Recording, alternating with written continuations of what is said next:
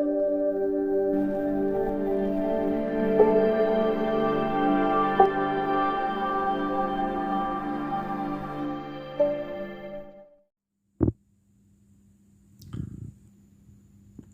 اللہ الرحمن الرحیم۔ دوستو، امید کرتا ہوں آپ خیریت سے ہوں گے۔ جیسے ایک پاگل شخص یہ بات تسلیم کرنے کے لیے تیار نہیں ہوتا کہ وہ پاگل ہے، اسی طرح ہمارے معاشرے کا سیکولر الادین طبقہ یہ بات تسلیم کرنے کے لیے تیار نہیں ہے کہ ان کی برین واشنگ کی گئی ہے۔ اور اس کی واضح مثال آپ دیکھ سکتے ہیں کہ کوئی بھی اس ملک میں یا دنیا میں کوئی بھی مسئلہ پیش آتا ہے، یا اس ملک میں کسی بھی معاملے میں ہم دنیا سے اگر پیچھے ہیں، تو ہمارا لادین اور سیکولر طبقہ اس کے لیے مولوی کو موجب ٹھہراتا ہے۔ اکثر آپ کو سننے کو ملتا ہے کہ دنیا چاند پر پہنچ گئی ہے، لیکن مولوی ابھی تک اسی بحث میں پھنسا ہوا ہے کہ شلوار ٹخنوں سے اوپر ہونی چاہیے یا نیچے، یا اس طرح کے اور بہت سے جملے آپ کو سننے کے لیے ملتے ہیں۔ اور اکثر آپ لوگوں کو دیکھیں گے کہ ان کے اوپر بحث کر رہے ہوتے ہیں۔ تو آپ تھوڑا سا اس چیز کو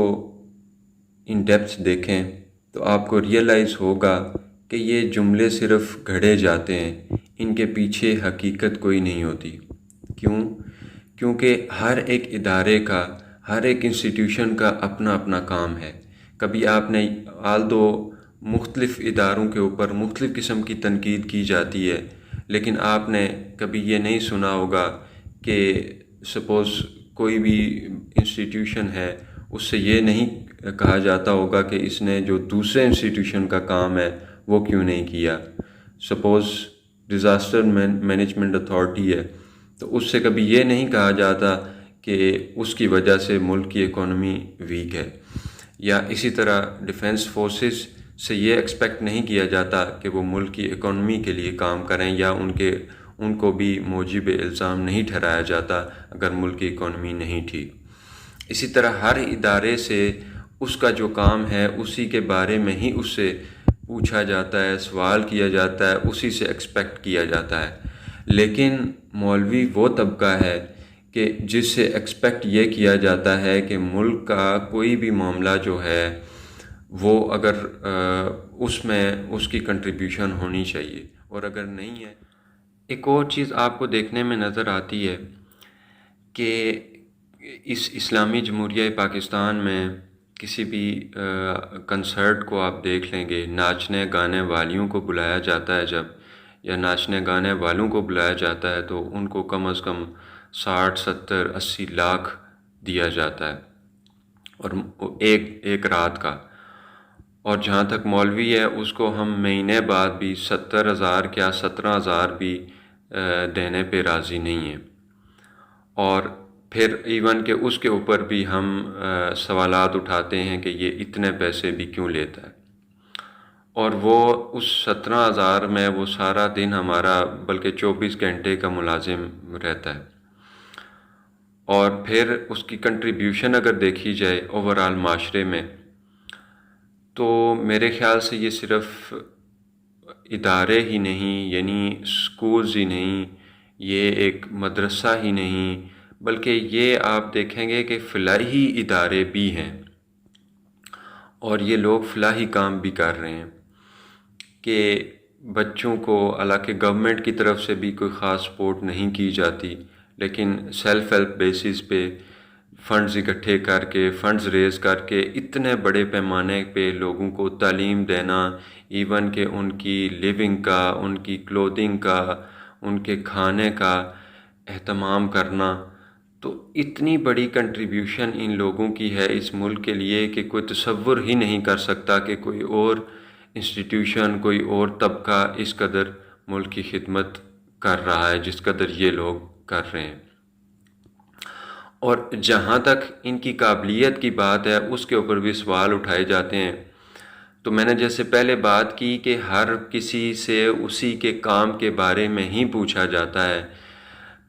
لیکن انفارچونیٹلی مولوی سے جو ہے وہ ہر شخص کے کام کے بارے میں یہاں سوال کیا جاتا ہے۔ تو اب اگر اپنے کام کے بارے میں بات کریں تو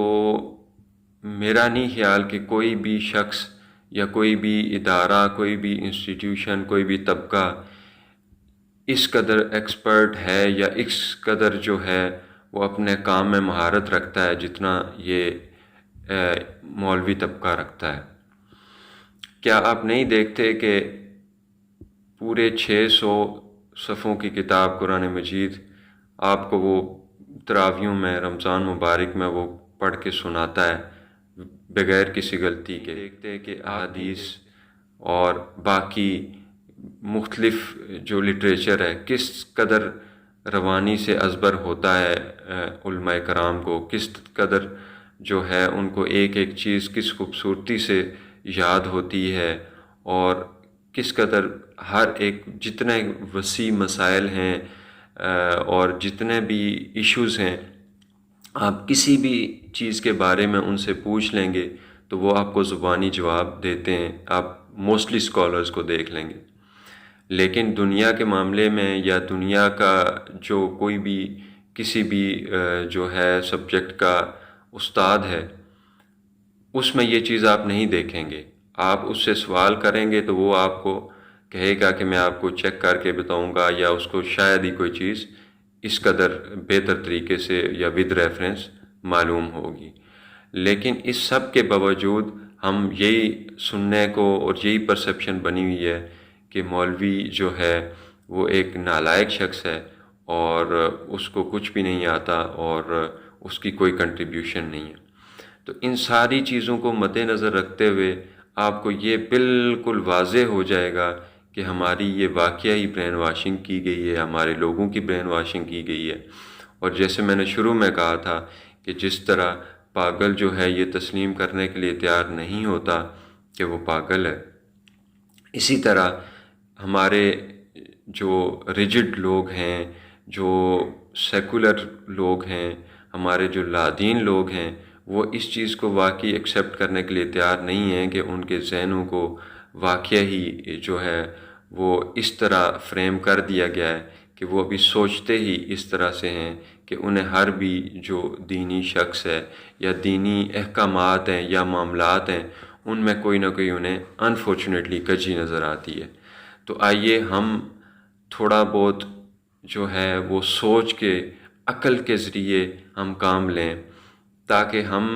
بجائے اس کے کہ جو کچھ ہمیں سننے کو سوشل میڈیا پہ، یوٹیوب پہ ملتا ہے، بجائے اس کے ہم آن گراؤنڈ دیکھیں اور